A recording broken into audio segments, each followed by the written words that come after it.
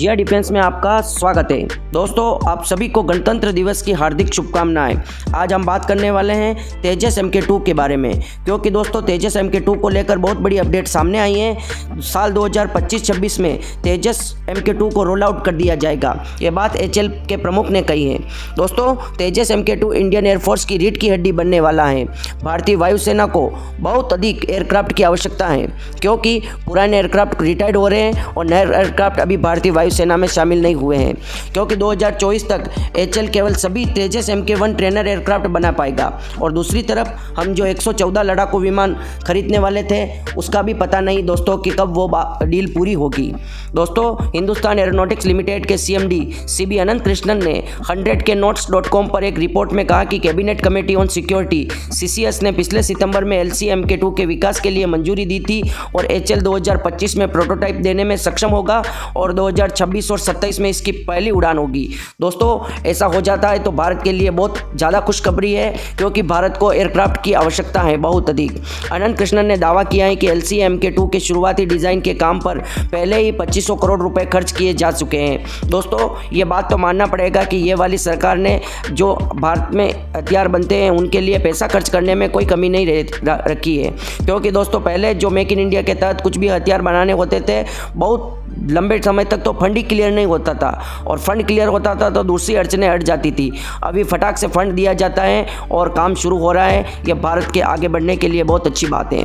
दोस्तों, 2500 करोड़ रुपए खर्च किए जा चुके हैं और कार्यक्रम को अगले कुछ महीनों में 6500 करोड़ रुपए से अधिक मिलेंगे, ताकि 4 प्रोटोटाइप विकसित किए जाएं। LCA के विकासात्मक उड़ान परीक्षणों के लिए उपयोग किए जाने के लिए निर्धारित हैं। दोस्तों, तेजस MK2 के टोटल 4 प्रोटोटाइप बनाए जाएंगे और इसके लिए 6500 करोड़ रुपए भी मिलने शुरू हो जाएंगे। दोस्तों, हालांकि ये स्पष्ट नहीं कि इस साल के अंत में होने वाले प्रोटोटाइप का रोल आउट स्थगित कर दिया है और 2024 के अंत या 2025 की शुरुआत में होने वाली उड़ान 2027 में होगी। बिल्कुल सही कहा दोस्तों, ये डिफेंस एक्सपो में तेजस MK2 को रोल आउट करने वाले थे, मतलब प्रोटोटाइप दिखाने वाले थे, पर देरी हो गई। अब 2024 में इसकी पहली उड़ान होने वाली थी, 24 या 25 के शुरू में, पर अब ये देरी के कारण 2027 में इसकी पहली उड़ान होगी। दोस्तों, सेवानिवृत्त इंडियन एयरफोर्स कप्तान हर्षवर्धन ठाकुर, जो HAL के साथ एक प्रायोगिक परीक्षण पायलट हैं, इस मुद्दे पर टिप्पणी की और कहा कि CCR अनुमोदन के बाद ही निर्माता को अनुबंध दिया है। प्रत्येक विमान के निर्माण में 36 महीने से अधिक का समय लगता है। निर्माता से देरी LDA के साथ चार्ज की जाती है, जो वार्षिक रिपोर्ट में दिखाई देगी। किसी और बात पर विश्वास मत करो।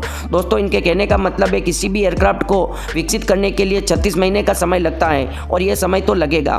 दोस्तों, सितंबर 2022 में 36 महीनों में ICCS क्लियरेंस का मतलब यह हो सकता है कि LCA MK2 का रोल आउट दिसंबर 2025 में ही संभव है और आमतौर पर लॉन्च के 1 साल बाद पहली उड़ान 2026 के अंत में हो सकती है। दोस्तों, ये लॉन्च तो 2025 में हो जाएगा, पर इसकी पहली उड़ान 2026 में होगी।